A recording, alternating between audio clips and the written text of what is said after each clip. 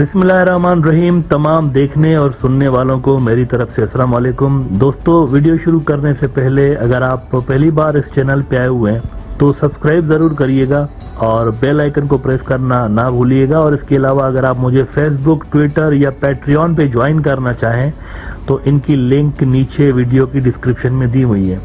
اور اگر آپ میرے لکھے ہوئے بکس پڑھنا چاہتے ہیں تو اس کی بھی لنک نیچے ڈسکرپشن میں موجود ہے. دنیا کے سب سے بڑے ویٹ پروڈیوسرز رشیا اور یوکرین کے درمیان جنگ لگنے کی وجہ سے دنیا کی فوڈ مارکیٹ ڈسٹربڈ ہو گئی تھی، اور گزشتہ سال اس ڈسٹربنس کو ترکی نے اور یونائٹڈ نیشنز نے بیچ میں پڑ کے ختم کروایا تھا اور ایک عارضی ڈیل کروائی تھی. اس ڈیل کے تحت رشیا اور یوکرین دونوں پابند تھے کہ وہ ایک دوسرے کے ویٹ کے جو جہاز جا رہے ہوتے ہیں دنیا بھر میں ان کو ہٹ نہیں کریں گے. دونوں نے ایگری کر لیا اس پہ. بڑا اچھے طریقے سے یہ ڈیل چلتی رہی، جس وجہ سے دنیا میں جو فوڈ کی پرائزز ہیں، فوڈ کموڈیٹیز کی، خاص طور پر ویٹ کی جو پرائزز ہیں وہ اسٹیبل رہی.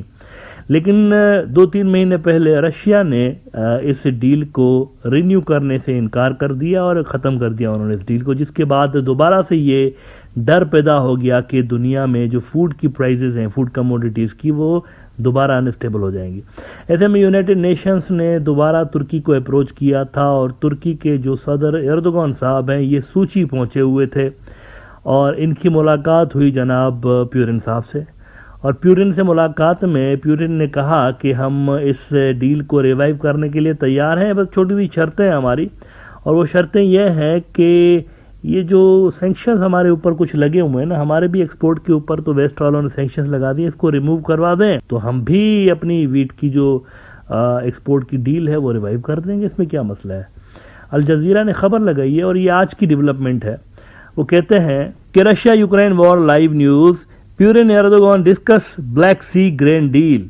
اور اس میں وہ کہتے ہیں کہ Russian president Vladimir Putin and his Turkish counterpart Recep Tayyip Erdogan have said they discussed ways to revive the Black Sea grain deal, which Moscow quit in July.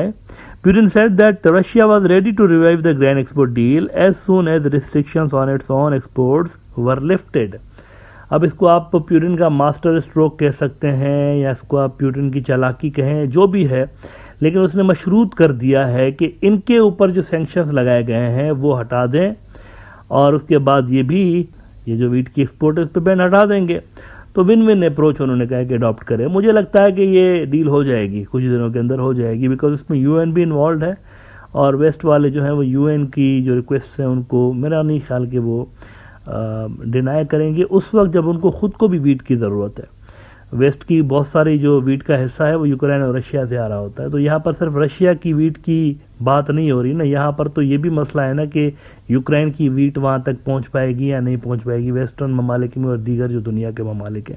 اینیوے جناب، ایک اور بہت بڑی اور بہت افسوسناک خبر آ رہی ہے یوکرین سے، اور وہ خبر یہ آ رہی ہے کہ جب سے لے کر یہ وار چھڑی ہے گزشتہ سال سے لے کے، تو تب سے لے کر زیلنسکی تو آپ کو سامنے نظر آتا ہے، لیکن میدان جنگ میں جو بندہ لڑ رہا تھا نا، اصل میں جو بہت زیادہ ڈیپلی انوالو تھا اس جنگ کے اندر یوکرین کی طرف سے، وہ تھا یوکرین کا ڈیفنس منسٹر، اور اس کا نام تھا اولیکسی ریزنیکوف. اب ہوا یہ ہے کہ یہ بندہ گزشتہ سال سے لے کر جنگ میں انوالو، اور بے تحاشا پیسہ ویسٹ کا، بہت زیادہ پیسہ اس جنگ کے اندر یوکرین کو ملا ہے. $100 ارب سے زیادہ پیسہ اب تک صرف گزشتہ 1-1.5 سال کے اندر یوکرین کو مل چکا ہے. $100 ارب وچ از اے ہیوج اماؤنٹ. اور یہ بھی کہا جا رہا ہے کہ جتنا افغانستان کے اندر 15-16 سال کے اندر امریکہ نے پیسہ لگایا، اتنا تو یوکرین میں پچھلے 1.5 سال کے اندر لگا دیا انہوں نے. اتنا زیادہ خرچہ کر رہے ہیں وہاں پہ، تو بے تحاشا پانی کی طرح پیسہ بہا ہے. لیکن ویسٹ والوں کو کنسرن یہ بھی تھے کہ ان کا پیسہ چوری کیا جا رہا ہے، لوٹا جا رہا ہے، یہ بھی ان کو کنسرن تھے. وہ کہہ رہے تھے کہ یہ جو جنرلز ہیں یوکرین کے وہ پیسہ کھا رہے ہیں ہمارا، اور کئی مرتبہ انہوں نے زیلنسکی کو شکایت بھی کی کہ پیسہ آپ کو دیتے ہیں، گھوم پھر کر پیسے ہمارے بینکوں کے اکاؤنٹ میں آ رہے ہیں، اور آپ کے لوگ ہماری طرف یہی پیسہ سیم لے کر آتے ہیں اور اکاؤنٹ کھلوا کے یہاں پہ بھر دیتے ہیں اپنے اکاؤنٹ. تو یہ انہوں نے کہا کہ کرپشن کو روکیں اپنی طرف. اب انہوں نے یہ جو بندہ پریکٹیکلی جنگ میں انوالو تھا نا، اس کو ہٹا دیا ہے. ڈیفنس منسٹر کو زیلنسکی نے نکال دیا کرپشن کے ایلیگیشنز پہ، ان کو زبردست کر دیا کہ یار نکلو تم، یہ جنگ چل رہی ہے، تمہیں مذاق لگ رہا ہے. تم یہاں پر بھی باز نہیں آ رہے پیسہ کھانے سے. بی بی سی نے خبر لگائی ہے کہ یوکرائنز ڈیفنس منسٹر اولیکسی ریزنیکوو ڈسمسڈ، ریزائن نہیں ہے، ڈسمس ہو گیا ہے. اور اسی خبر کو ایران کی پریس ٹی وی نے بھی رپورٹ کیا ہے. Minister fired by Zelensky says west gave Ukraine $100 billion in military aid. اچھا یہ تو ہو گیا نا، اس کو تو فائر کر دیا انہوں نے، لیکن جو نیا اس کی جگہ پہ رکھا ہے وہ بڑی انٹرسٹنگ چوائس ہے، بہت ہی انٹرسٹنگ چوائس ہے میرے حساب سے، کیونکہ جو نیا بندہ ہے اس کا نام ہے رستم امریوف.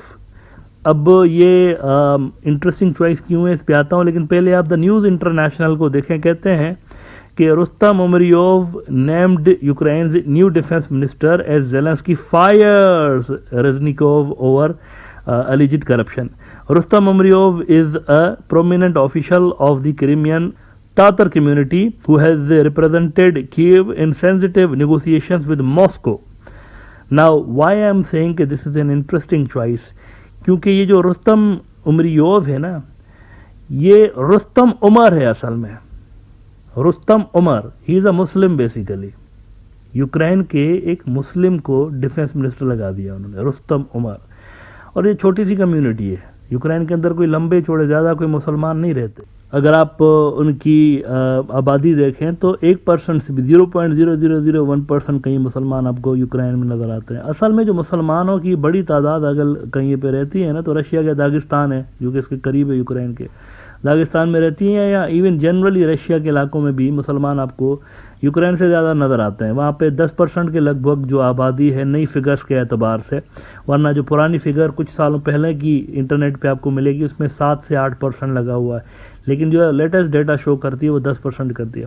تو 10% کے لگ بھگ رشیا کی آبادی وہاں پر مسلمانوں کی ہے، لیکن یوکرین میں بہت کم ہے. یہ جو جوئش برادری جیسے بہت کم ہے نا، 0.0001%. زیلنسکی خود جو ہے، ویسے یہودی ہے، تو مسلمان بھی ایسے بہت کم ہیں یوکرین میں. تو اس کو اس نے زیلنسکی نے لگا دیا ہے ڈیفنس منسٹر.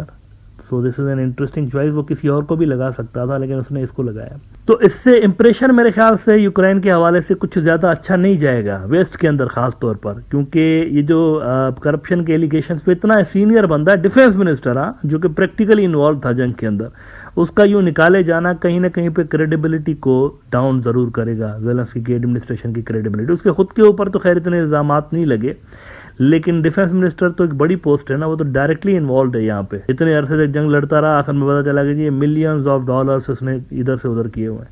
تو یہ کوئی اچھی میرے خیال سے زیلنسکی ایڈمنسٹریشن کے لیے نیوز نہیں ہے. البتہ اچھی خبر یہ ہے کہ یہ جو اردگان کی وزٹ ہوئی ہے یہ سکسیسفل وزٹ نظر آ رہی ہے. باڈی لینگویج بھی کافی پازیٹیو رہی دونوں کی. ویسے بھی دونوں ذاتی طور پر بھی دوست ہیں، پیورن اور ایردوغان، پہلے بھی بات کر چکا ہوں. دونوں کے درمیان ایک اچھی فرینڈ شپ بھی ہے. تو مجھے لگتا ہے یہ ڈیل ہو جائے گی، اور اس میں جو گلوبل فوڈ سپلائی کے اوپر جو ایک سنکٹ کے بادل منڈلا رہے تھے، میرے خیال سے وہ تھوڑا سا تھریٹ لیول کم ہو جائے گا اس وزٹ کے بعد، اور گرینڈ ڈیل ہمیں دوبارہ ریوائیو ہوتی ہوئی نظر آ سکتی ہے.